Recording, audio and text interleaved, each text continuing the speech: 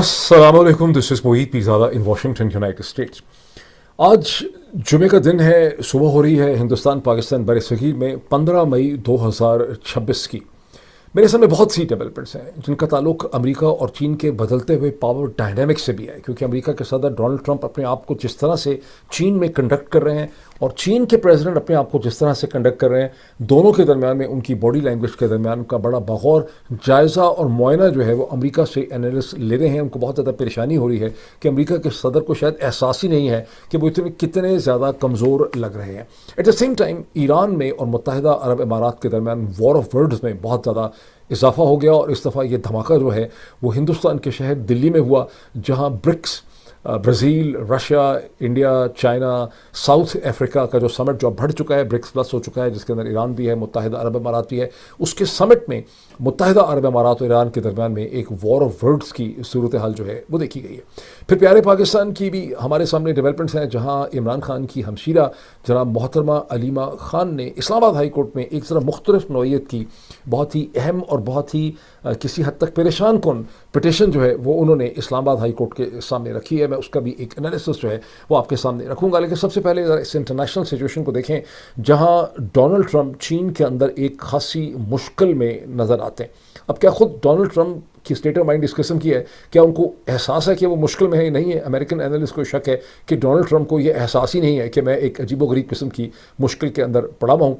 और white house के जो रीड आउट्स किए जा रहे हैं, क्योंकि दोनों साइड्स अपना अपना रीड आउट देती हैं, अपना अपना मौक़िफ़ देती हैं, अपना अपना पॉइंट ऑफ व्यू देती हैं कि मुज़ाकरात कैसे चल रहे हैं। चाइनीज़ कुछ कह रहे हैं, अमेरिकन कुछ कह रहे हैं।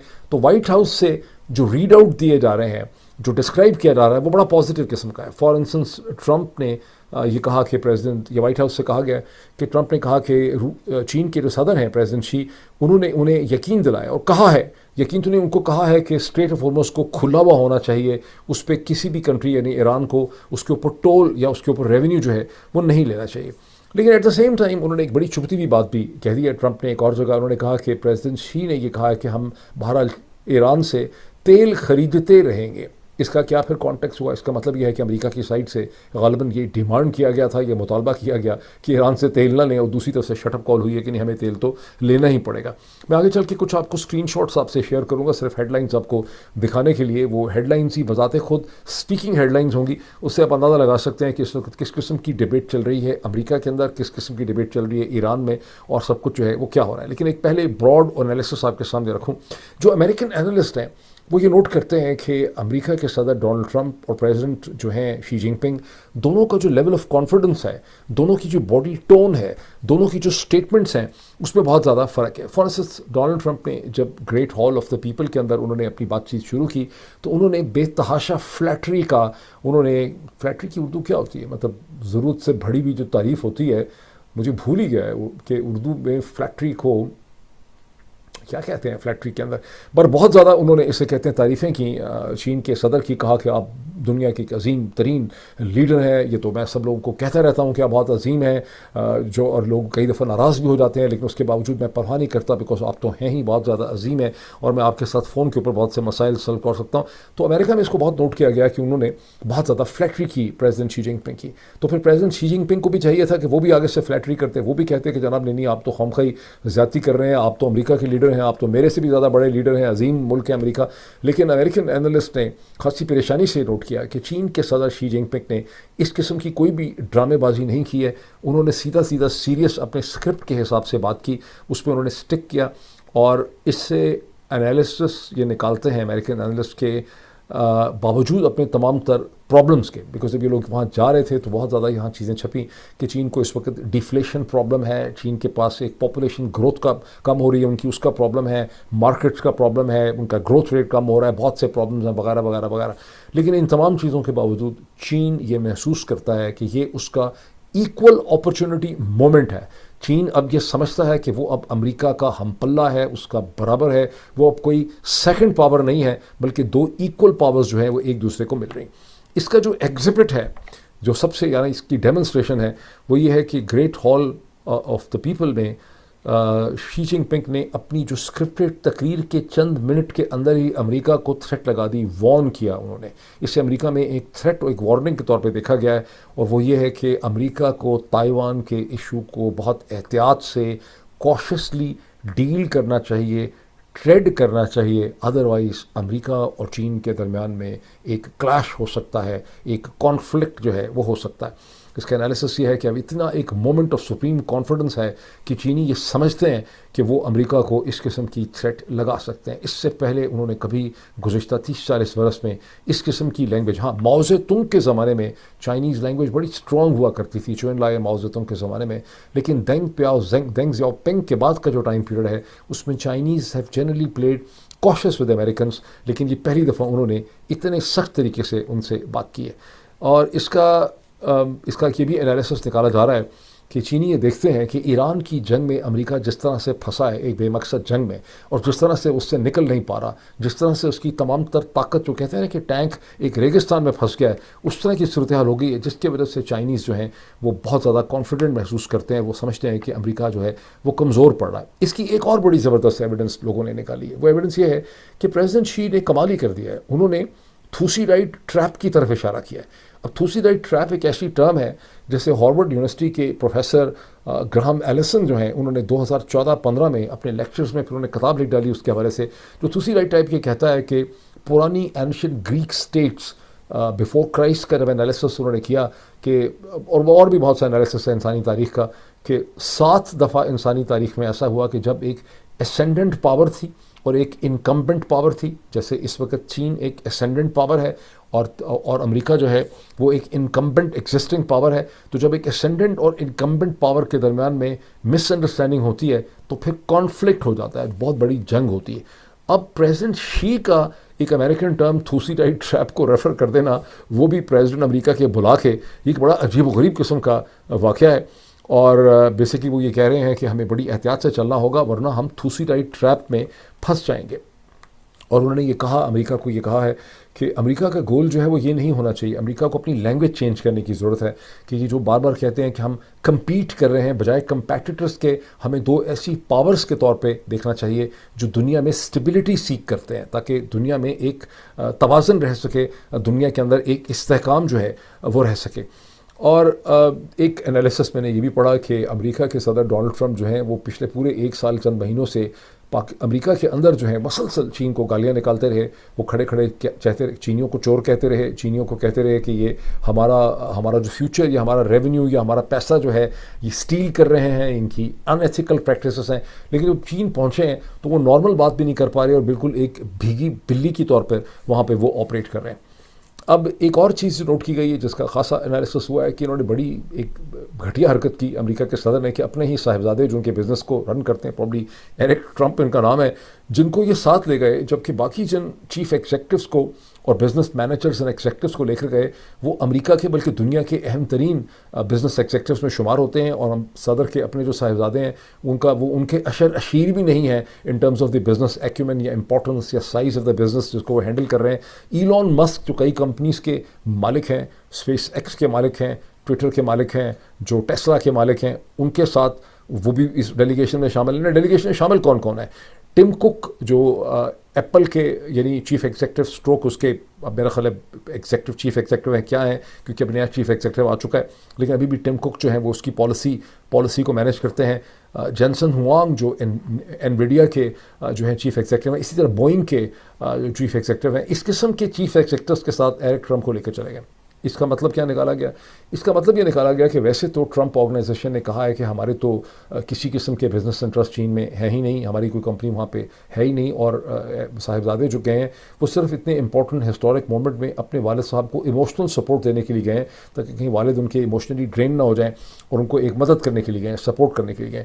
لیکن اخبارات نے یہ نوٹ کیا ہے کہ ایرک ٹرمپ اور ٹرمپ آرگنائزیشن نے بہت سے لائسنسز لے رکھے ہیں، انہوں نے بہت سے پیٹنٹ رجسٹر کیے ہوئے ہیں چین کے اندر، کیسینوز کے ہوٹلس کے, ڈفرینٹ قسم کی پراپرٹیز کے. اس کا مطلب یہ ہے کہ اس آفیشیل ٹرپ کا بالکل پاکستانی اسٹائل سے, ویسے جس آصف علی زرداری صاحب اپنے بیٹے بیٹیوں کو ساتھ لے جاتے ہیں, یا شہباز شریف اور نواز شریف اپنے بچوں کو ساتھ لے جاتے رہے ہیں, تو اسی طرح کی کہانی امریکہ کی ہو گئی ہے کہ ان کو ساتھ اس لیے لے کے گئے ہیں تاکہ وہ چائنیز گورنمنٹ کے ساتھ اور چائنیز ایگزیکٹوس کے ساتھ ہینڈ شیک کر سکیں اور ان سے تعلقات بنا سکیں فیوچر بزنس کے حوالے سے. اب اس پہ آبجیکشن کیا ہے؟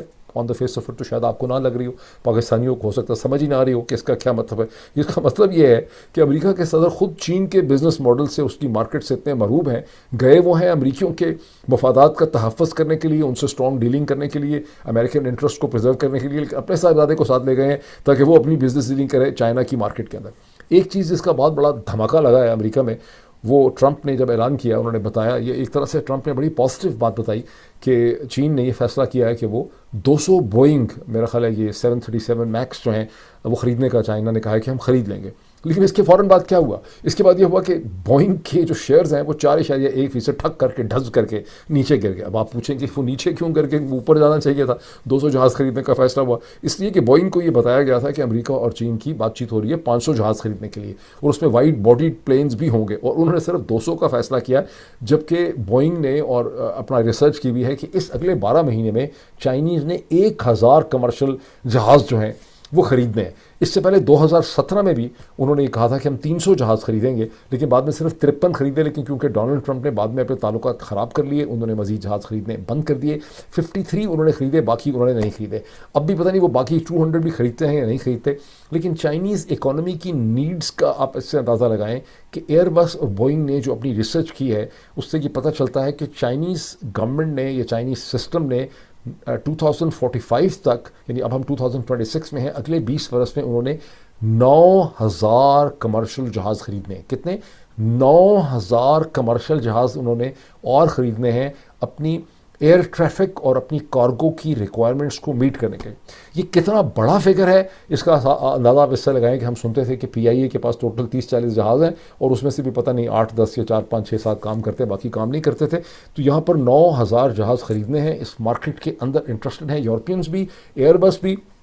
اور اب اگر 1000 میں سے صرف 200 کا ٹھیکہ یا کانٹریکٹ امریکنز کو ملا ہے تو باقی اس کا مطلب ہے کہ بہت بڑا شیئر جو ہے وہ ایئر بس کو ملے گا. یعنی چائنیز اپنی مارکیٹ کے اوپر بھی, اس کی اسٹرینتھ کے اوپر بھی اس وقت کھیل رہے ہیں. برل امریکنز نے جو انویڈیا کی چپس ہیں ان کی سیل کا انہوں نے اعلان کر دیا. اس سے پہلے کہ میں چلوں آگے ایران وغیرہ کی طرف آؤں, میں اب آپ کو کچھ ایکچولی کوئک ہیڈ لائنز جو ہیں دکھاتا چلا جاؤں. دیکھیے یہ ایک ہیڈ لائن آپ دیکھیں, یہ نیو انالیسس ہے بیسکلی, آپ اوپر پڑھ سکتے ہیں. Trump was flattering, she was resolute, وہ سالڈ تھے. the different spoke volumes, دونوں کی جو باڈی لینگویج ہے اس کے اندر سے ہی چین اور امریکہ کی اس وقت کی جو صورتحال ہے, یا ٹرمپ اور شی کی جو صورتحال ہے, اس کا اندازہ جو ہے وہ لگایا جا سکتا ہے. بڑا پڑھنے والا یہ انالیسس. اس کو دیکھیں, Trump's and Xi body language at the summit mirrored their style, دونوں کی جو باڈی لینگویج سے ان کے سٹائلز کا اثر میں ان کی کمزوری کا بھی پتہ چلا.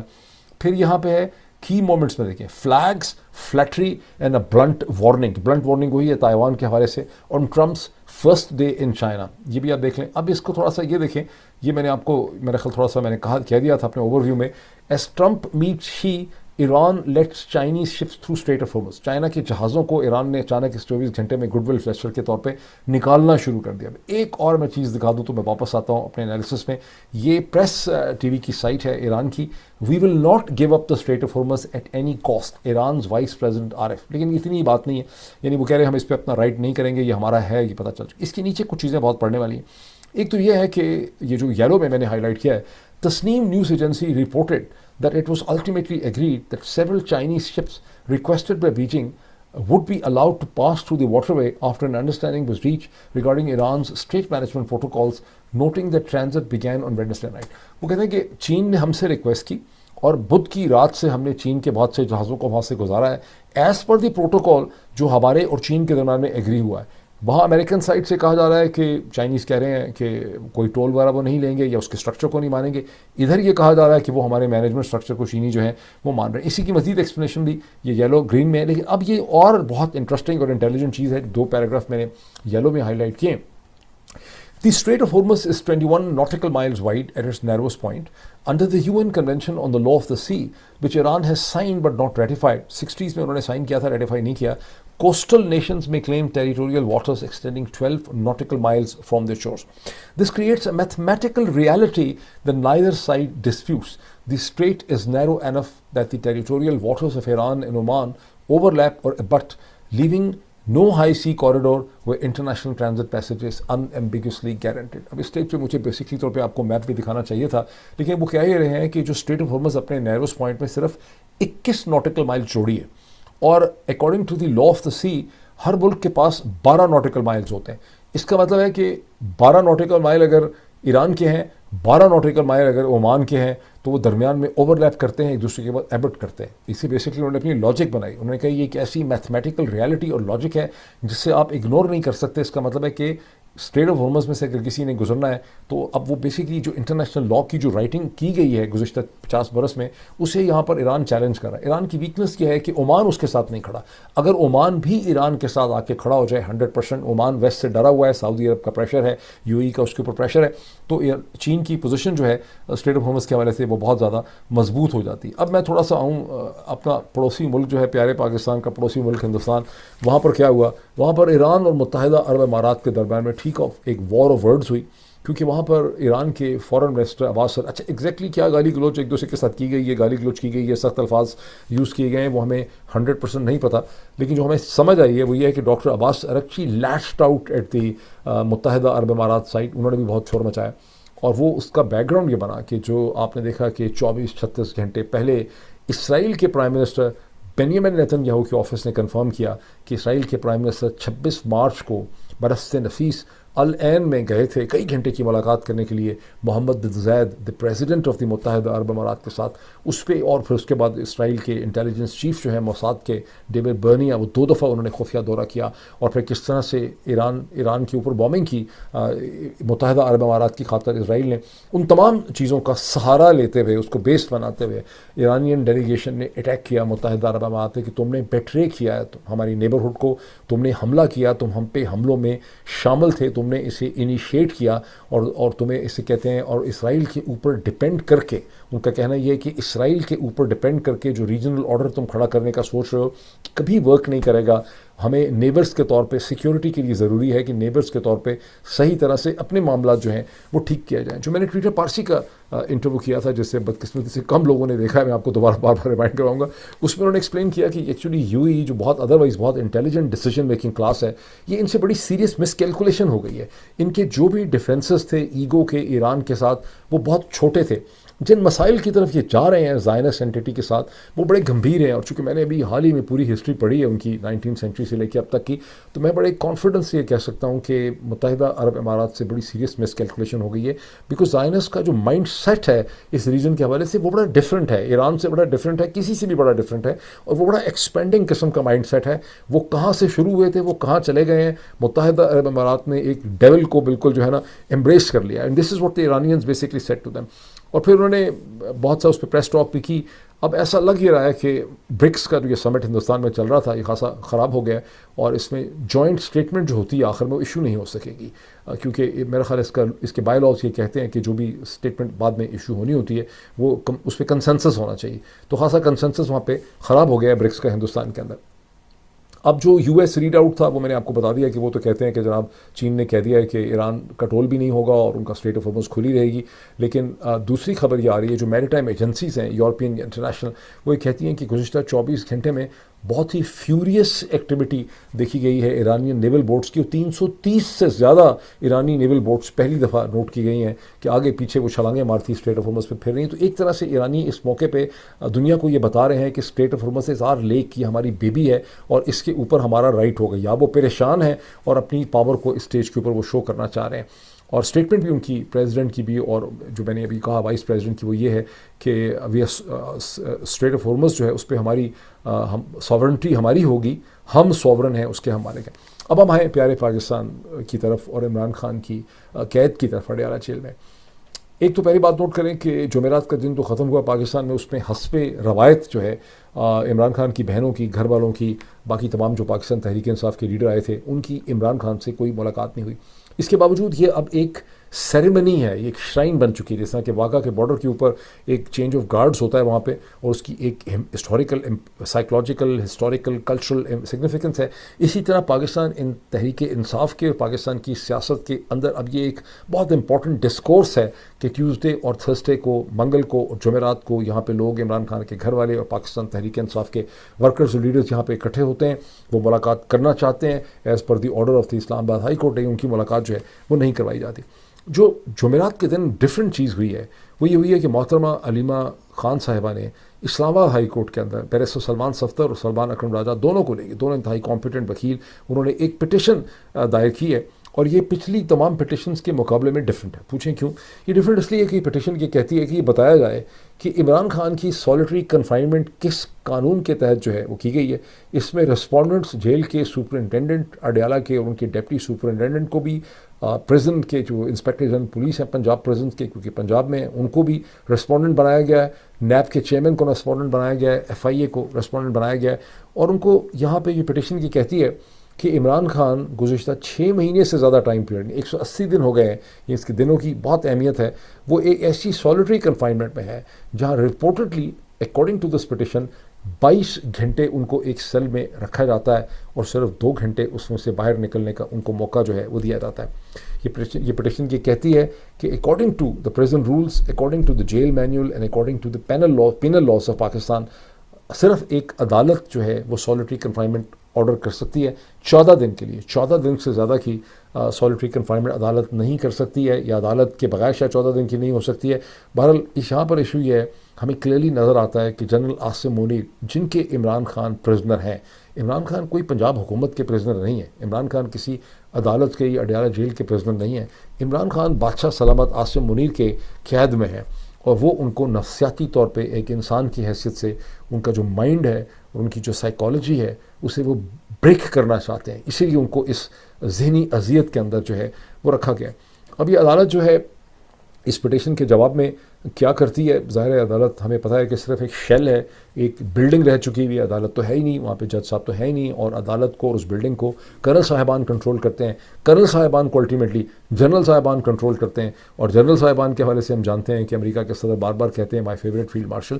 تو یہ ایکویشن خاصی مشکل قسم کی ہے. اب یہ کیا اس کا رزلٹ نکلے گا؟ میرے خیال اس کا رزلٹ صرف 2 طریقوں سے نکل سکتا ہے، عدالت سے یا کچھ بھی نہیں ہو سکتا اس مردہ بلڈنگ سے. یا تو پاکستان کے اندر انسانی، عمران خان اور بشرا بی بی اور پاکستان تحریک انصاف کے ورکرز کے حوالے سے ایک انسانی حقوق کی ایسی تحریک ہو جو پاکستان تحریک انصاف نہیں چلا سکی، وہ کنسیو بھی نہیں کر سکے انسانی حقوق کی کسی تحریک کو. اور وہ انسانی حقوق کی تحریک تو تبھی چلا پائیں گے جب اور بھی طبقہ فکر ادر دین پاکستان تحریک انصاف، یعنی جو ہیومن رائٹ آرگنائزیشنز ہیں جیسے ایمنسٹی انٹرنیشنل ہے، جیسے پاکستان ہیومن رائٹ کمیشن ہے، جیسے اور بہت سی تنظیمیں، وہ کنونس ہوں گی اور ہر ہفتے ان کے ساتھ نکلیں گی، جگہ جگہ میٹنگز کریں گے، شور مچائیں گے، انٹرویوز دیں گے، بیان کریں گے، انٹرنیشنل میڈیا کو اس کے اندر انوالو کریں گے. جو بین الاقوامی تنظیمیں ہیں انسانی حقوق کی، Amnesty international, human right watch اور بہت سی جو تنظیمیں، بہت سے گروپ ہیں، کوڈ پنک، ان سب کو اس کے ساتھ انوالو کریں گے اور ایک امپیکٹ اس کا پروڈیوس کریں گے. اور دوسرا اس کا کمپوننٹ یا ایک الگ سے کمپوننٹ یہ ہے، بس ظاہر ہے کہ پاکستانی کمپوننٹ کے بغیر تو کچھ بھی نہیں ہو سکتا، پاکستان کے اندر تو ایک تحریک کا ہونا بہت ضروری ہے. دوسرا یہ کہ مغرب کے جو ممالک پاکستان کے اسٹیک ہولڈرز ہیں، امریکہ ہے، برطانیہ ہے، یورپین یونین کے ممالک ہیں، جنیوا ہے، سوئٹزرلینڈ ہے جہاں اقوام متحدہ ہے، وہاں پر ایک تحریک ہو. وہ نیسیسریلی کوئی اسٹریٹ موومنٹ نہیں ہوگی، لیکن وہ ملاقاتوں کی، کانٹیکٹ کی موومنٹ ہوگی جو اس چیز کو اجاگر کرے کہ عمران خان، ان کی اہلیہ اور پاکستان تحریک انصاف کے جو لیڈران ہیں ان کے انسانی حقوق کو پامال کیا جا رہا ہے. اب کوئی پوچھنے والا ظاہر آپ سے پوچھے گا، امریکہ میں خاص کر کے مغرب میں ڈائسپورا کی طرف سے، کہ بھائی یہ تو 3-3.5 سال اسی قسم کی ایک موومنٹ چلائی گئی اور اس کا کوئی نتیجہ نہیں نکلا. ویسے تو پریشر ڈونلڈ ٹرمپ کے پریزیڈنٹ بننے سے پہلے خاصا پریشر جنریٹ کیا تھا پاکستانی امریکنز نے، اور پھر ڈونلڈ ٹرمپ نے آ کے اور جس طرح سے انہوں نے اپنے آپ کو کنڈکٹ کیا اور جس طرح سے لابسٹس کو استعمال کرتے ہوئے پاکستان کی اسٹیبلشمنٹ نے، جنرل عاصم منیر کے لوگوں نے انہیں کلٹیویٹ کر لیا ڈونلڈ ٹرمپ کو اور ان کے تمام رفقائے کار کو، اس سے وہ امپیکٹ جو ہے وہ سارا زائل ہو گیا. لیکن میں یہ بھی سمجھتا ہوں کہ یہ جو 3.5 برس کی اسٹرگل ہے یہ شو کرتی ہے کہ پاکستانی ڈائسپوراز برطانیہ میں، یورپ میں اور امریکہ کے اندر فزیکلی تو ایگزسٹ کرتے ہیں، ان کو پروفیشنل کامیابی تو ملی ہے، لیکن ان کا کوئی اثر و رسوخ نہیں ہے، ان کا کوئی پینیٹریشن نہیں ہے، ان کا نظام کے ساتھ کوئی ڈیپر انٹریکشن نہیں ہے. وہ ایگزسٹ کرتے ہیں, جابس کے لیے آئے, امیر ہونے کے لیے آئے, کامیاب ہونے کے لیے آئے, وہ ہو گئے اس حوالے سے, لیکن وہ سسٹم کا کبھی بھی حصہ جو ہے وہ نہیں بن سکے. اور انہوں نے ایفرٹ تو بہت کیے.